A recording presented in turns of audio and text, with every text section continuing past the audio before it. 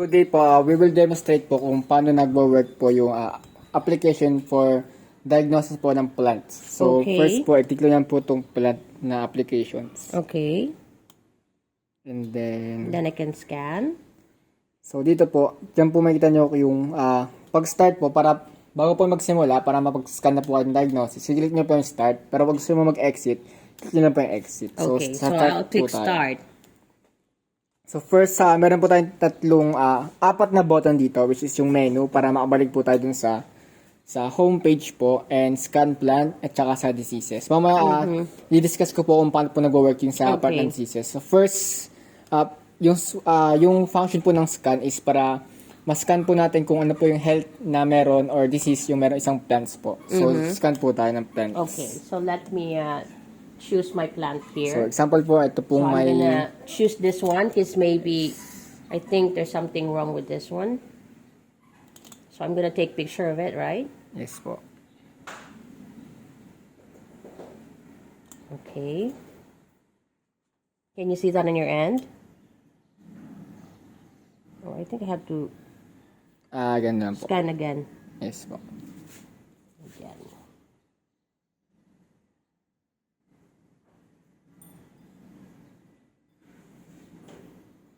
Tapos yun check. Okay. Good.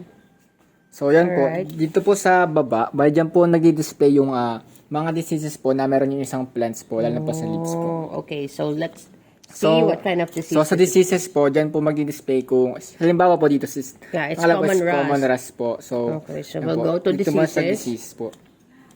So, sa common rust, dito po natin makikita yung mga solutions and na pwede natin gawin para Prevent. ma-prevent po natin mga ganitong disease. na isang Okay, so halaman. let's click this one. Common rust. Sorry. Yes po.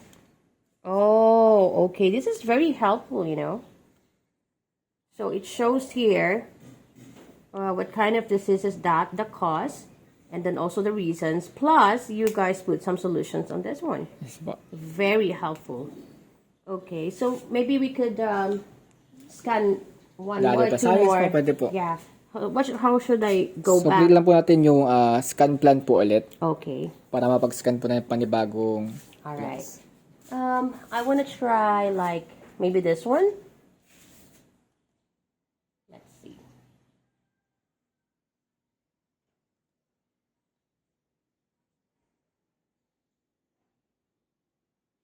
Check po.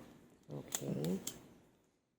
So, It's still ayan, the same. common Same rust with po the tsaka black rat. So, same lang din po siya ng gagawin. Yeah. So, check nyo lang po din sa may diseases kung ano po yung pwedeng yung solutions para Yeah. ma-solutionan po yung disease Okay. ng isang plants. So let's choose another plant. So, for validations naman po, so, ganito po siya ng work.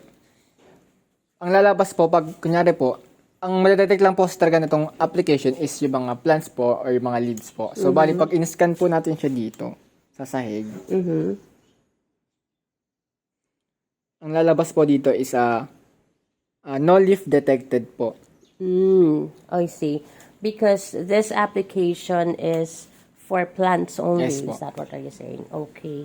Specifically for I plants. take a scan on the last plant. Tsaka madedetermine din po niya kung healthy po yung isang Yeah. plant. So, for example po dito po, yung fresh na leaves po. Oh, this one. Okay.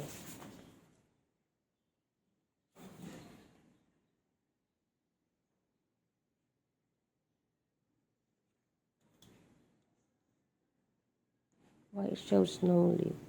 Powdery. Hindi po siya Healthy. yan po. So, bali po dyan, nag-display po na healthy po siya, which is, kita naman po natin sa itsura ng leaves ngayon is bagong Yeah. tubo pa po siya. So, that's how our applications works po. This is To this is diagnose. very nice. I'm really amazed with this one, with your application. It will really help like a lot of plantitas and plantitas out there. So, congratulations to you guys. I'm very proud of it. And thank you for providing us this kind of application. It is very helpful. So, any insights na po mabibigyan niyo for improvement pa po ng applications namin? Well, I can think of one right now, but we'll see. Well, I'll run a test of your application, and then I'll let you know.